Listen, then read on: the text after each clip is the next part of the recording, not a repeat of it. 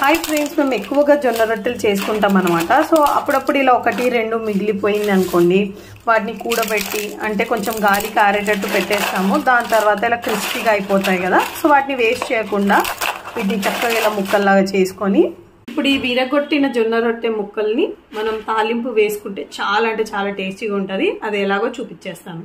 Oil వేయడంగానే పోపు దినుసులు వేసుకోండి. Onions వేసేసుకోండి, కాయలు, కరివేపాకు, సాల్ట్, చిటికెడు పసుపు, 2 స్పూన్స్ శనగపిండిలో కొంచెం వాటర్ వేసుకొని థిక్గా ఉండలు కట్టకుండా కలిపేసుకోండి. ఇందులో కొంచెం కారం వేసుకోండి. పిండి పేస్ట్ ని ఇలా వేసేసుకోండి. కొంచెం కుక్ అవుతుంది. ఇప్పుడు ఒక 2 మూతలంతా వాటర్ వేసుకోండి. శనగపిండి ఆప్షనల్, మనకు కొంచెం సూపీ ఫ్లేవర్ రావాలి, కడుపు నిండాలని చెప్పేసి నేను యాడ్ చేస్తున్నాను. ఇందాక ముక్కలు తీసుకున్నాం కదా, అందులో కొంచెం వాటర్ వేసి వాష్ చేస్తే ఏమైనా డస్ట్ ఉంటే వెళ్ళిపోతుంది. ఎందుకంటే మనం ఆరబెట్టాం కదా, అందుకని. మరుగుతున్న వాటర్లో ఈ జొన్న రొట్టెలు వేసేసుకోండి.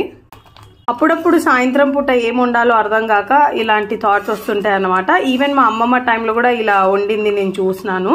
అందుకని చెప్పేసి నాకు సడన్ గా గుర్తొచ్చి నేను కూడా ఈ జొన్న రొట్టె ముక్కల్ని ఇలా తాలింపు అయితే వేసాను. అంతేనండి, కొంచెం కొత్తిమీర వేసుకొని సర్వ్ చేసి తింటే సూపర్ గా ఉంటుంది.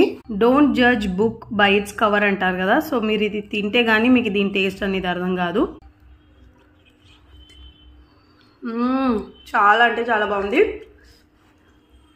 ఈవెన్ చిన్న పిల్లలు కూడా చాలా ఇష్టంగా తింటారు.